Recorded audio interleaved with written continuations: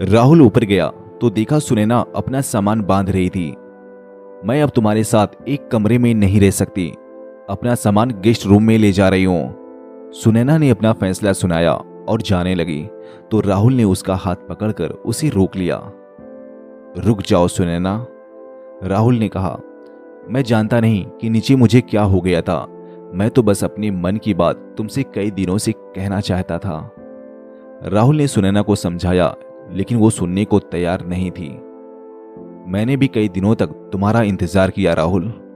कई दिनों तक तुम्हें समझने की कोशिश की। कई बार तुमसे कहा कि बात करो, लेकिन तुमने क्या किया? शादी के बाद पहली बार तुमने इतनी देर तक मुझसे बात की है, लेकिन देखो क्या किया। आज तो तुमने मेरे और शमीर के रिश्ते पर भी सवाल उठा दिया। जानते ही कितना हो तुम मुझे। क्या पता है तुम्हें मेरे बारे में?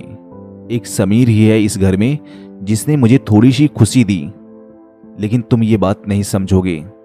तुम्हें तो लगता है कि हर औरत तुम्हारी गर्लफ्रेंड की तरह है।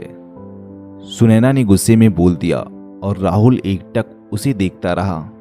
मैं तुम्हारी नाराजगी समझ रहा हूं, बस एक बार मेरी बात तो सुन लो। सुनैना, मैं नहीं जानता नीचे मुझे क्या हो गया था।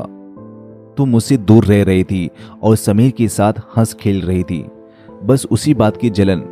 मुझे अच्छा लगता अगर तुम मेरे साथ भी हंसती, लेकिन मैं तो तुम्हें कुछ दे ही नहीं पाया। मैंने तुम्हें दुख देने का कभी सोचा नहीं था, लेकिन खुद से ही नहीं लड़ पाया। हाँ, गर्लफ्रेंड थी मेरी। मुझे नहीं पता कि तुम कैसे जानती हो उसके बारे में, पर यह सच है कि मैं शुरुआत में तुम्हें भी वैसा ही समझ रहा था। इतने दिन तुम मेरे साथ थी और मुझे अच्छा लगा। मैं कोशिश करता था तुमसे बात करने की, लेकिन कभी हिम्मत नहीं जुटा पाया। मैं तुम्हें कैसे समझाऊं कि क्या चल रहा है मेरे अंदर। मुझे माफ कर दो सुनैना। आज मैं तुम्हें बताना चाहता हूं कि तुम मेरे लिए बहुत जरूरी हो। मुझे कोई फर्क नहीं पड़ता किसी और से। नौकरी से भी मुझे कोई आपत्ति नहीं है, बल्कि तुम्हें तो मेरी या किसी और की परमिशन की जरूरत भी नहीं है। ये तुम्हारा फैसला है, राहुल ने कहा और रोने लगा। बचपन से हमारे समाज में ये सिखाया जाता है कि लड़के रोते नहीं है, लेकिन ये गलत है। अगर बचपन से ही लड़कों को ये भी सिखाया जाए कि रोने से कोई दिक्कत नहीं, अपनी भावनाओं को बहने देना ही सही है, तो शायद लड़के अपनी पत्नियों के साथ भी सही व्यवहार कर पाएं। राहुल आज पहली बार अपने इमोशंस खुलकर बाहर ला रहा था। सुनैना ने जब उसे रोते देखा तो रुक गई। आज अगर वो राहुल से दूर हो जाएगी तो शायद राहुल अपनी बात कहने से हमेशा डरेगा। सुनैना, मैं जानता हूँ कि तुम मुझसे नाराज हो और होना भी चाहिए, पर मैं अपने मन की बात किसी से कह नहीं सकता। मेरी माँ को तुम पसंद आ गई और तुमसे शादी करने के लिए उन्होंने मुझे फोर्स किया। मैं अभी शादी के लिए तैयार नहीं था और मैंने अपना सारा गुस्सा तुम पर ही निकाल दिया। मुझे कभी नहीं लगा था कि मैं ऐसी हालात में रहूंगा। मैं तुम्हें सच में अपनाना चाहता हूँ, बस थोड़ा वक्त दे दो। बस यही नहीं कह पाया तुमसे। मैं तुम्हारा गुनहगार हूँ, राहुल ने रोते रोते कहा और फिर अपना मुंह झुका लिया। आज सुनैना ने वाकई राहुल को जाना था। सुनैना और राहुल घंटों तक बातें करते रहे। कभी एक रोता तो कभी दूसरा। चलो एक काम करते हैं, आज से हम पहले दोस्त बन जाते हैं, फिर बाद में सोचेंगे कि पति पत्नी बनना है या नहीं। हम दोनों ने बस शादी कर ली, लेकिन अपनी जिंदगी को बेहतर बनाने की कोशिश तो कर सकते हैं ना, सुनैना ने कहा। और राहुल को थोड़ा सा आराम मिल गया। रात तो ऐसे निकल गई। सुबह होते होते सुनैना का गुस्सा शांत हो गया था और राहुल का मन भी।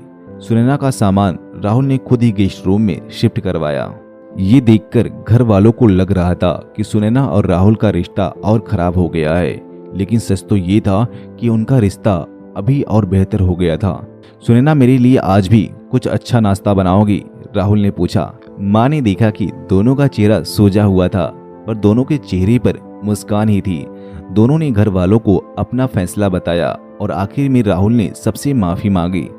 माँ, मेरी शादी जबरदस्ती हुई, इसमें कोई शक नहीं, लेकिन सुनैना को या किसी और को इसकी गलती नहीं दी जा सकती। मैं कोशिश करूंगा कि आपकी और सुनैना की दोनों की उम्मीदों पर खरा उतरूं। जब तक ऐसा है तब तक मैं और सुनैना दोस्त बनकर इस घर में रहेंगे, राहुल ने माँ से कहा। और मैं, मेरा क्या होगा? समीर ने प्यार से पूछा। हम तीनों दोस्त की तरह रहेंगे, राहुल ने कहा और भाई से भी माफी मांगी। सुनैना और राहुल अपनी शादी के लिए आगे क्या फैसला लेते हैं ये तो पता नहीं, लेकिन सुनैना अब इस घर की सदस्य बन गई। हमारे समाज में लोगों को लगता है कि बहू शादी के बाद घर की मालकिन बन जाती है। बहू और सास के रिश्तों को भी ऐसे ही दिखाया जाता है और लड़कों को लेकर एक तय धारणा बना ली जाती है। लेकिन सच माने तो बहू को पहले घर का सदस्य बनाना जरूरी होता है। ये कहानी यहीं पर खत्म हुआ। अब आप ये बताइए कि ये कहानी आपको कैसी लगी। आपके हिसाब से कहानी में कौन सा किरदार सबसे अच्छा था? कमेंट बॉक्स में जरूर